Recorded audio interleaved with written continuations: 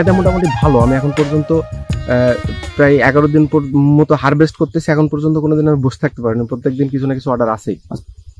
আর 10 কাঠা জমিতে এখন পর্যন্ত 20,000 টাকার মতন খরচ হয়েছে আমার। এখন এই 9 দিনে আমার হারভেস্ট হয়েছে প্রায় 42,000 টাকার মতো। এখন আশা করি আরো কিছু হবে, বেশ কিছু হবে। কাটা ভুঁইয়ে খরচ বাদ দিয়ে আমার 70-80,000 টাকা এরকম লাভ থাকবে। আমি মূলত পড়ালেখা করার পাশাপাশি আমি ছোটবেলা থেকে দেখছি যে আমার বাবা কৃষক, এবং তিনি আর্মি জুনিয়র কমিশন অফিসার ছিলেন। তারপরে চাকরি শেষ করার আসার পরেই গরুর ফার্ম এবং চাষি মানে কৃষি কাজে তিনি মনোযোগী হয়েছিলেন। পাশাপাশি আমি সবসময় আব্বুর সাথে যেতাম। তো পড়ালেখায় সেরকম ভালো ছিলাম না, এভারেজ স্টুডেন্ট ছিলাম। পড়ালেখার পাশাপাশি এই আব্বুর ফার্মে এবং মাঠে খেতে কাজ করা শেখা। তো পরবর্তীতে আব্বুর একটু চিন্তা ভাবনা ছিল নতুন কিছু নিয়ে আসে, নতুন কিছু করার, আদা থেকে শুরু করে অনেক কিছু আব্বু ট্রাই করতো।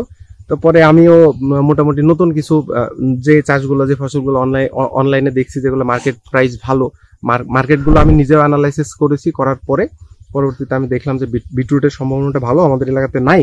তো সেই ক্ষেত্রে আমি বিটরুটটা চাষ করেছি এবং মোটামুটি আমার ভালো ফলন আসতেছে। চাকরি হচ্ছে একটা আবদ্ধ জায়গা আমার মনে হয়, সেই জন্যই আমি একটু ফ্রিডম মাইন্ডেড আব্বুর মতো।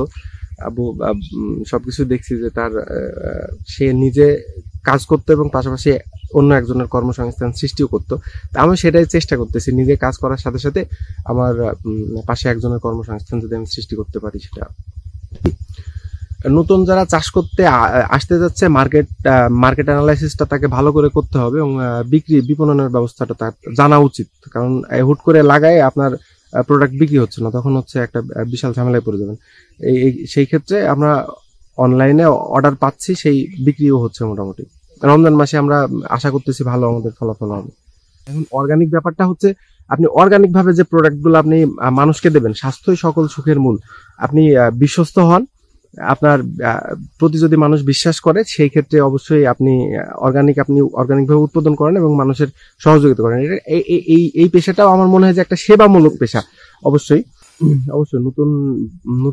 নতুনত্ব এনে আমাদের যুব সমাজ যদি মনে করে যে আমরা চাকরির পিছনে না ছুটে আমরা যদি মনে করি যে আমরা ব্যবসা করব, আমরা চাষ করব, আমরা অনেক কিছু করতে পারি।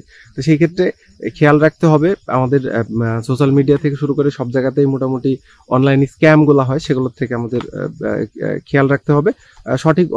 সঠিক যে সিদ্ধান্তগুলো আপনারা নেবেন, আপনাদের প্রত্যেকটা জেলায় কৃষি অধিদপ্তর আছে, আপনি তাদের সাথে যোগাযোগ করবেন। তাদের সাথে যোগাযোগ করে আপনাদের বিপণন ব্যবস্থাপনা এবং হচ্ছে বীজ বপন থেকে শুরু করে যা কিছু প্রয়োজন তারা আপনাদেরকে সহযোগিতা করবে।